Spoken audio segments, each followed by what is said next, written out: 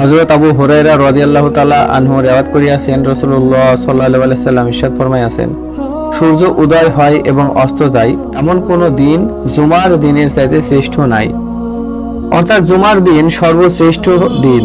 মানব জাতি এবং জিন জাতি ব্যতীত এমন কোন প্রাণী নাই যাহারা জুমার দিনে ভীত থাকে না, সকলেই ভয় করে। জানা নাই হঠাৎ কিয়ামত ঘটিতে পারে। ইবনে হিব্বান 7 নম্বর খণ্ড 5 নম্বর পৃষ্ঠা।